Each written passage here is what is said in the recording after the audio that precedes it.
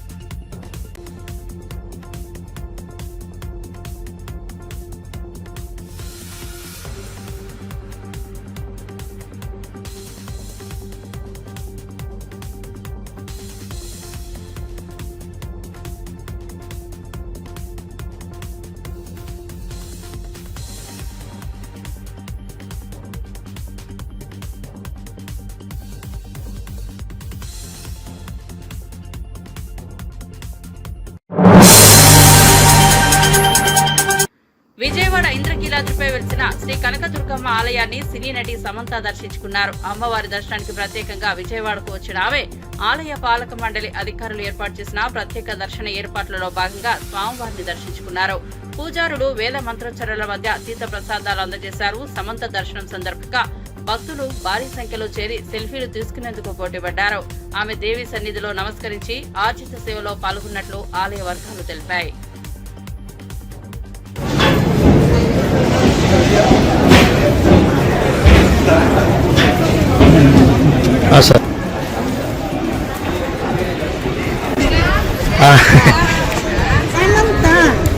ఎవరండి? సమంత. అవును మేడం.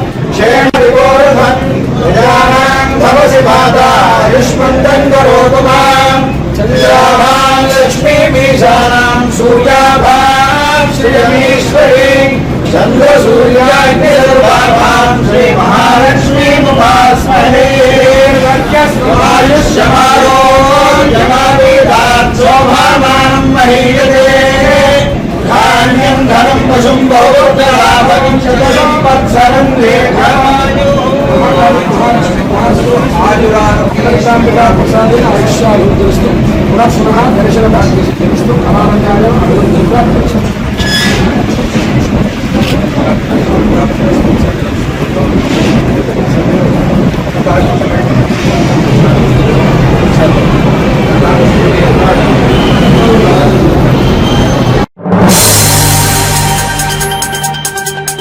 ప్రభుత్వ పథకాలను సామాన్య ప్రజలు దాకా చేర్చడానికి సోషల్ మీడియా ఒక బలమైన వేదికగా పనిచేస్తోందని వరంగల్ పార్లమెంట్ సభ్యురాలు కడిం కావ్య పేర్కొన్నారు. ప్రజలతో నేరుగా చేరుకోవడంలో సోషల్ మీడియా కీలక భూమిక పోషిస్తోందని ఆమె అభిప్రాయపడింది.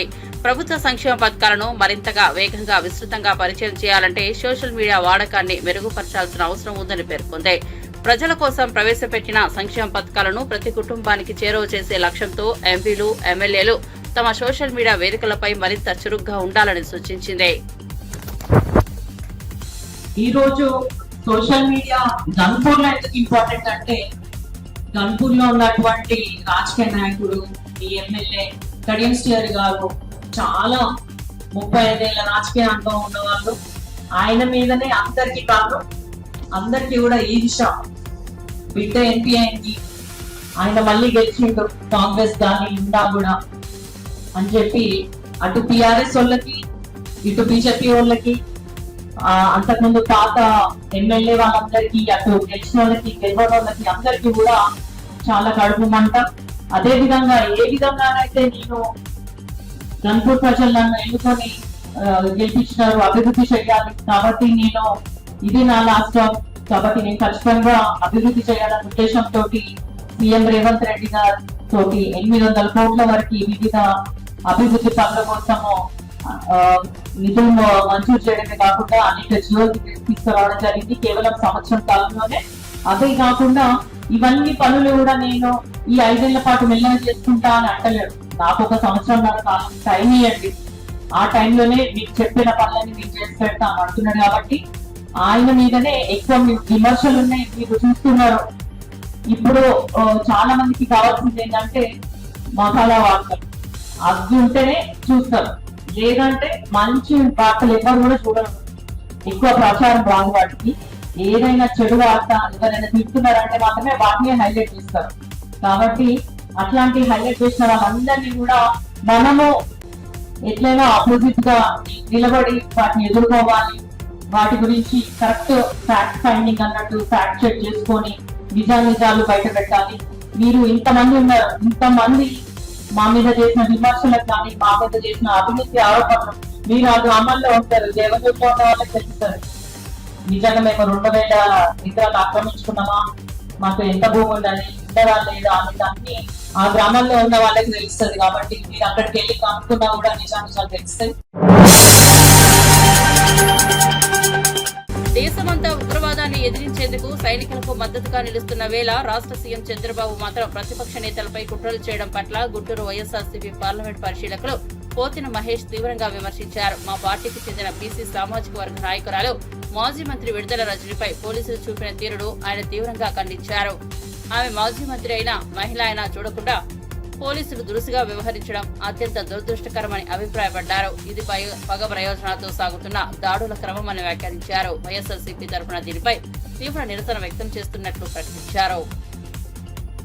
యుద్ధం గురించి ఆలోచిస్తూ ఉంటే చంద్రబాబు నాయుడు గారు మాత్రం పగ ప్రతీకారాలతో పాలన చేస్తా ఉన్నారని, చంద్రబాబు నాయుడు గారి కక్ష సాధింపు చర్యలు వెర్రితలలు వేస్తా ఉన్నాయి. ఆయన నిన్న మా పార్టీకి చెందినటువంటి మాజీ మంత్రి విడుదల రజనీ గారు బీసీ సామాజిక వర్గానికి చెందినటువంటి వ్యక్తి మీద మరి పోలీసులు వ్యవహరించిన తీరు అత్యంత దురదృష్టకరం. దీన్ని వైఎస్ఆర్సీపీ పార్టీ తీవ్రంగా ఖండిస్తా ఉంది. వారి పట్ల పోలీసులు వ్యవహరించిన తీరుని రాష్ట్ర ప్రజలు, దేశ ప్రజలు అందరూ కూడా చూశారు. ముక్త కంఠంతో దీన్ని ఖండిస్తా ఉన్నారు. మాజీ మంత్రిని కూడా చూడకుండా, మహిళని కూడా చూడకుండా పోలీసులు ప్రదర్శించినటువంటి వైఖరిని వైఎస్ఆర్సీపీ పార్టీ తరఫున ఖండిస్తా ఉన్నాం. వారి తీరు అత్యంత అభ్యంతరకరం. మేము ఈ రోజున ఒకటే అడుగుతా ఉన్నాం, మాజీ మంత్రి గారి పిఏ రజనీ గారి పిఏ శ్రీకాంత్ ని అసలు అక్రమంగా అరెస్టు చేసి తీసుకెళ్తా ఉంటే రజనీ గారు ప్రశ్నించకుండా ఏ కేసు కింద వారిని తీసుకెళ్తా ఉన్నారు, ఎందుకు తీసుకెళ్తా ఉన్నారు అని అడిగితే నేరమా? పోలీసుల్ని ప్రశ్నిస్తే మరి మహిళలను కూడా చూడకుండా తోసేసి దౌర్జన్యంగా అరెస్టు చేయాల్సినటువంటి అవసరం ఏమొచ్చింది? అసలు ఫిర్యాదు ఇచ్చిన అరగంటకే మాజీ మంత్రి విడుదల రజనీ గారి క్యాన్వాయ్ని అనుసరించాల్సినటువంటి అవసరం ఏమొచ్చింది? ఫిర్యాదు అందంగానే మీరు కనీసం విచారణ చేయకుండా, ఫిర్యాదులో ఏముందో చూడకుండా మీరు మాజీ మంత్రి గారి క్యాన్వాయ్ని అనుసరించడం కరెక్ట్ కాదు. చట్టానికి వ్యతిరేకం. ఎఫ్ఐఆర్ నమోదు చేయకుండానే, కనీసం అందులో ఉండేటువంటి అంశాలని మీరు అవగాహన చేసుకోకుండానే ఏ విధంగా అరెస్ట్ చేస్తారు? మీరు ఎఫ్ఐఆర్ నమోదు చేసింది సాయంత్రం 7 గంటలకు కదా, మీకు ఫిర్యాదు వచ్చింది ఉదయం 11 గంటలకి. ఈ మధ్యలో చాలా వ్యత్యాసం ఉంది, 8 గంటల సమయం ఉంది.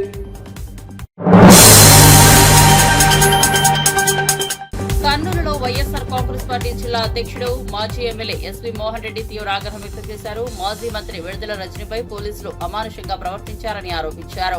మహిళల గౌరవం కాపాడామన్న ఉప ముఖ్యమంత్రి పవన్ కళ్యాణ్ మౌనంగా ఉండడంపై ప్రశ్నలు వేశారు.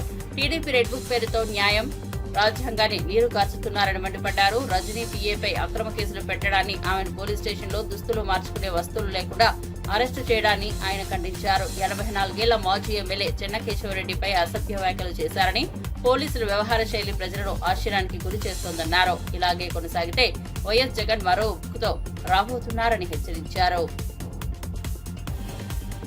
పోలీసులను ఉపయోగించి రెడ్ బుక్ రాజ్యాంగాన్ని నడిపిస్తుంటే అపారమైనటువంటి అనుభవం ఉండి 4వసారి ముఖ్యమంత్రి అయి 4 సార్లు ప్రతిపక్షంలో ఉన్నటువంటి 40 సంవత్సరాల సుదీర్ఘ అనుభవం ఉన్నటువంటి చంద్రబాబు నాయుడు గారు ఎక్కడ పోయినారు?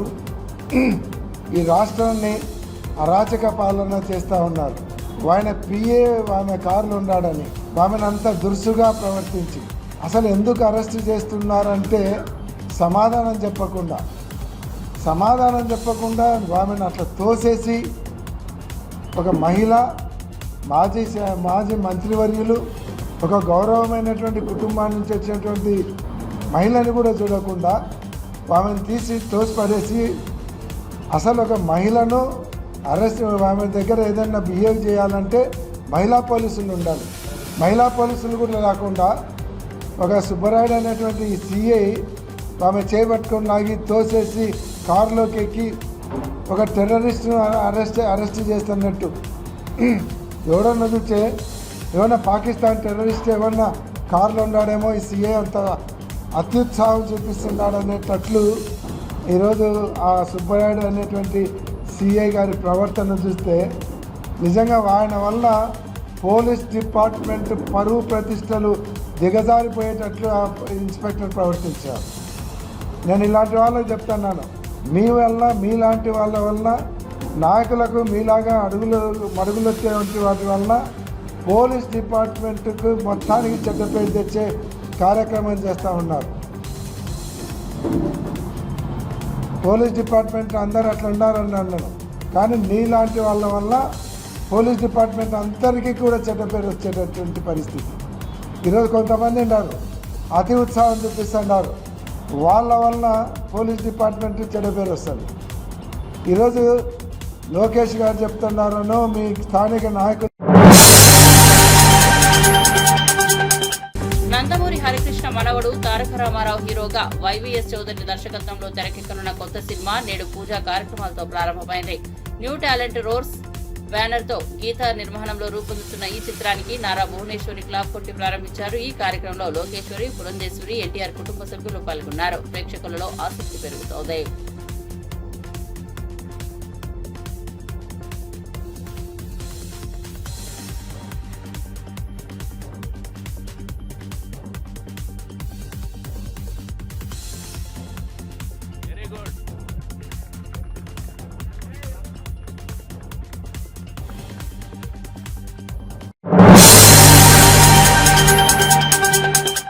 జవాన్ మురళీ నాయక్ తల్లిదండ్రులు కుమారుని మరణ వార్త తెలిసిన నాటి నుంచి అన్నం తినకుండా తీవ్ర విషాదంలో మునిగిపోయారు. ఈ పరిస్థితిని గమనించిన మంత్రి సవిత వారిని బతిమలాడుతూ స్వయంగా భోజనం తినిపించారు. వీరమరణం నుంచి అంత్యక్రియల వరకు కుటుంబానికి అండగా నిలిచారు.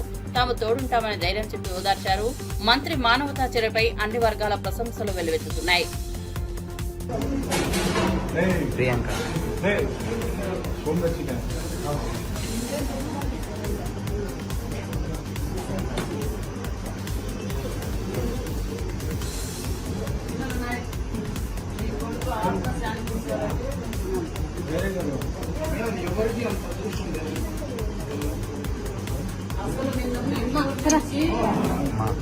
ఇక్కడికి రావడానికి 10 గంటలు పట్టింది.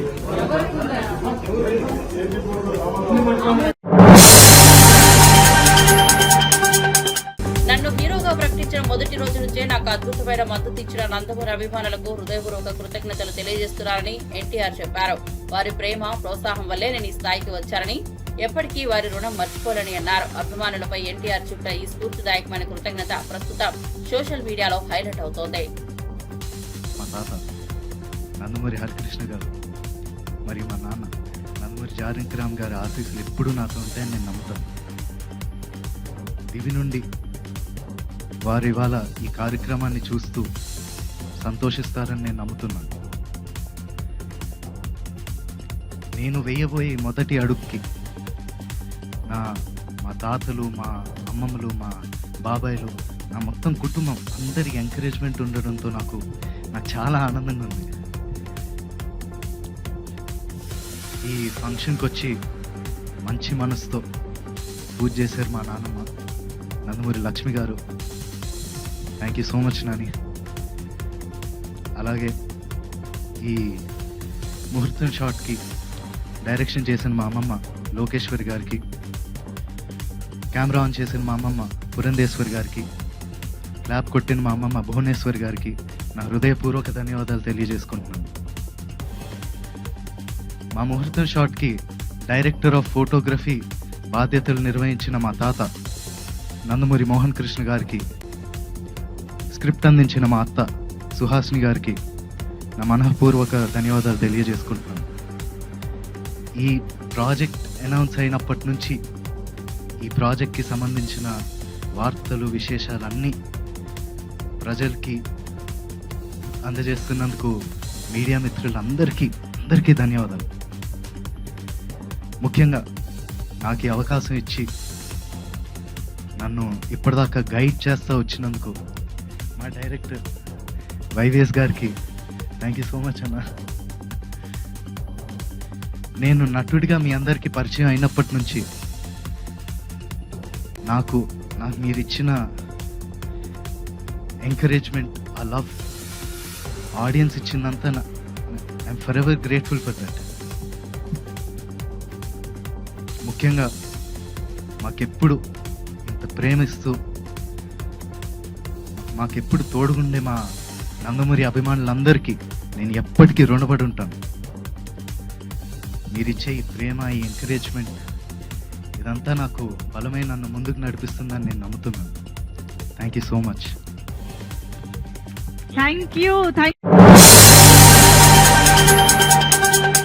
కేసీఆర్ సంపాదించిన భూములను చిన్నవి చేయడానికి సీఎం రేవంత్ రెడ్డి కుట్రపూరితంగా స్కెచ్ తయారు చేశారని బీఆర్ఎస్ ఎమ్మెల్సీ కవిత తీవ్రంగా మండిపడ్డారు. ఒక మంచి డ్రామా మాదిరిగా వ్యవహరిస్తున్నారని విమర్శించారు. ఒక కక్ష సాధింపు చర్య అని ప్రజలను తప్పుదారి పట్టించే ప్రయత్నం అని పేర్కొన్నారు. ఈ వ్యాఖ్యలు ప్రస్తుతం తెలంగాణ రాజకీయాల్లో తీవ్ర చర్చనీయాంశంగా మారాయి. నెలలుగా చూస్తున్నటువంటి సందర్భం. అంతేకాకుండా మన రాష్ట్రానికి సంబంధించినటువంటి గౌరవ ముఖ్యమంత్రి గారు నిన్నగాక మొన్న మాట్లాడినటువంటి మాటలు కూడా మనందరం కూడా చూసినాం. తెలంగాణ ఆత్మగౌరవాన్ని కించపరిచే విధంగా, నేను ఒక రాష్ట్ర ముఖ్యమంత్రిగా ఎక్కడికి పోతున్నా నన్ను చెప్పుల దొంగను చూసినట్టు చూస్తున్నారని అంత నీచమైనటువంటి మాటలు. నిజంగా అట్లాంటి మాటలు చెప్పాలంటే ఇబ్బంది అనిపించినా ఆయన నోటి నుండి అట్లాంటి మాటలు వినడం అన్నది తెలంగాణ ప్రజలకు అవమానం. అది సీఎం చైర్కి అన్నది పక్కన పెడితే మనది అన్ని రాష్ట్రాల్లాగా కాదు. మనం ఆత్మగౌరవంతో పోరాటం చేసి 60 ఏళ్ళు సాధించుకున్నటువంటి రాష్ట్రం. అటువంటి రాష్ట్రాన్ని ఎంత గౌరవప్రదంగా మనం కాపాడుకుంటే అంత బాగుంటుంది. కానీ తెలంగాణ ఆత్మగౌరవాన్ని కించపరిచే విధంగా ముఖ్యమంత్రి గారు మాట్లాడడం బాధాకరం. అయితే ముఖ్యమంత్రి గారి మాటల వెనకాల ఆక్రోశము, బాధ వేరే ఉన్నది. ఏంది వేరేది? మొన్ననే మనం చూసినాం 400 ఎకరాలు కంచగచ్చిబౌలి భూముల్ని కుదోబెట్టి 10,000 కోట్ల రూపాయలను అప్పుగా తీసుకొని రావడం జరిగింది. యావత్ ప్రపంచం ముందు తెలంగాణ పరువు తీసినటువంటి ఉదంతాన్ని కూడా చూసినాం. అక్కడ ఉన్నటువంటి నెమళ్లను, చెట్లను అన్నిటినీ నాశనం చేస్తే ప్రపంచవ్యాప్తంగా ఉన్న పర్యావరణవేత్తలందరూ కూడా బాధపడ్డ విషయం చూసినాం. మరి ఎందుకంత పట్టుదల? ఎందుకు ఆ భూములు అమ్మాలి? ఎందుకు 10,000 కోట్లు తెచ్చుకోవాలి అంటే ముఖ్యమంత్రి గారు కంప్లీట్గా ఆలోచన ఏంటంటే తెలంగాణ రాష్ట్రంలో TSIICలో, ఇదివరకు TSIIC అన్నాము, ఇప్పుడు వాళ్ళు TGIIC అంటున్నారు, ఇండస్ట్రియల్ ఇన్ఫ్రాస్ట్రక్చర్ డెవలప్మెంట్ కార్పొరేషన్లో 1,75,000 ఎకరాల పైచిలకు భూమి కేసీఆర్ గారు జమ చేసి పెట్టింది. కేవలం హైదరాబాద్లో కాదు, జిల్లాలలో ఉన్నటువంటి అన్ని కేంద్రాలలో కూడా ఫ్యూచర్లో ఇండస్ట్రియల్ ఎక్స్పాన్షన్ కోసం అని చెప్పి TSIICని ఒక స్ట్రాంగ్, పవర్ఫుల్ ఎంటిటీగా తయారు చేసి పెట్టింది. ఇవాళ రేవంత్ రెడ్డి గారి కుట్ర ఏంటంటే ఆ భూములన్నింటినీ కూడా కుదోబెట్టాలి. కంచగచ్చిబౌలి శాంపుల్ మాత్రమే 1,75,000 ఎకరాల తెలంగాణ వ్యాప్తంగా ఉన్న భూముల్ని కుదోబెట్టడానికి ఒక మంచి కుట్రపూరితమైనటువంటి స్కెచ్ రేవంత్ రెడ్డి గారు తయారు చేసుకున్నారు. మరి తయారు చేసుకున్నారు, కానీ ఆ విషయాన్ని ప్రజల నుంచి దాచిపెట్టాలనేటటువంటి ప్రయత్నం చేస్తున్నారు. నాటు పాటలో నా బెస్ట్ ఫ్రెండ్ రామ్ చరణ్ తో కలిసి స్క్రీన్ షేర్ చేయడం నా జీవితంలోని మర్చిపోలేని జ్ఞాపకంగా మిగిలిపోతోందని జూనియర్ ఎన్టీఆర్ పేర్కొన్నారు. చిరంజీవి, బాలకృష్ణ లాంటి డాన్స్ లెజెండ్స్ ఒకే స్క్రీన్ పై పాటకు స్టెప్పులేస్తే అది చరిత్రలో నిలిచిపోయే ఘట్టమవుతోందన్నారు. ఈ వ్యాఖ్యలు అభిమానులు ప్రత్యేక ఉత్సాహాన్ని రేకెత్తిస్తున్నాయి. I think when we won the Oscar, I mean all that pain, all that sweat, all that torture which our director put us through just vanished in a second. And I think Natu Natu will be remembered as a very special song, not because it won the Oscars, or not because we went through a lot of pain, but I will remember Natu Natu for have shared screen with an amazing friend, a fabulous dancer. You know, his father was known to be one of the greatest dancers, and my uncle was also known to be a very good dancer, a great dancer. I think this song will be a memory of what if his father and my uncle danced. And I think this is an ode to fabulous great dancers Chiranjeevi Garu and Balakrishna Babai.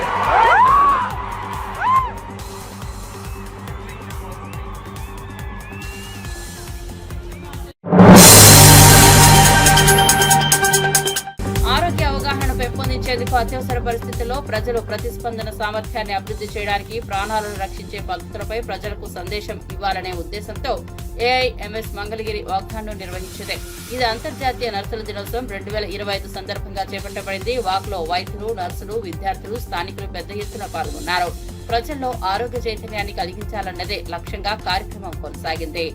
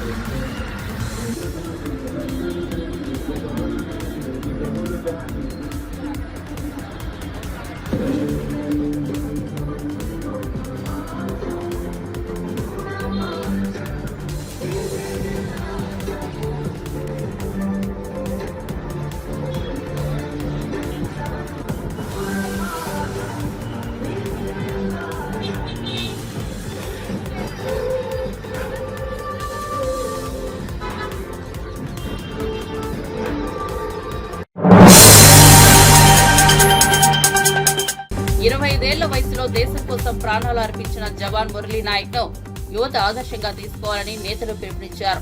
Anantapuram నగరంలో నిర్వహించిన కొవ్వొత్తుల ర్యాలీలో మురళి ఆత్మకు శాంతి చేకూరాలని ప్రజలు ప్రార్థించారు. MLA Daggubati, MP Parthasarathi ఆధ్వర్యంలో తెలుగుదేశం నేతలు, ఇతర పార్టీలు, ప్రజా సంస్థలు, నగర ప్రజలు విశేషంగా పాల్గొన్నారు. కుల మతాలకు అతీతంగా దేశభక్తి చాటారు.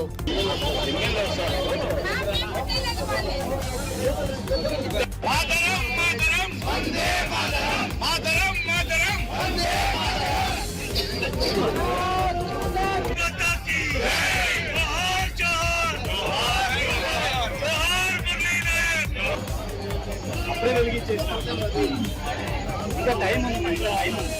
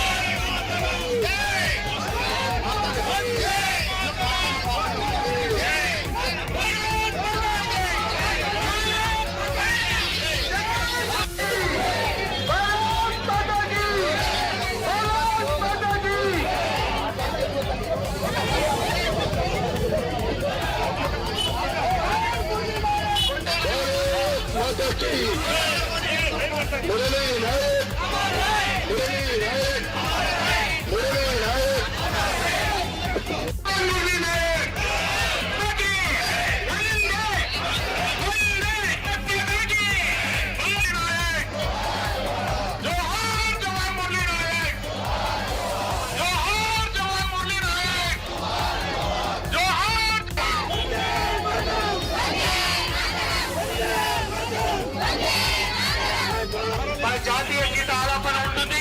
దయచేసి ఇదే మనము మురళీ నాయక్ గారికి ఇచ్చే ఘనమైన నివాళి అని చెప్పి సందర్భంగా తెలియజేస్తున్నాం. మధ్యలో మధ్యలో పెట్టాలి. ఒక్క నిమిషం ఉండన్నా.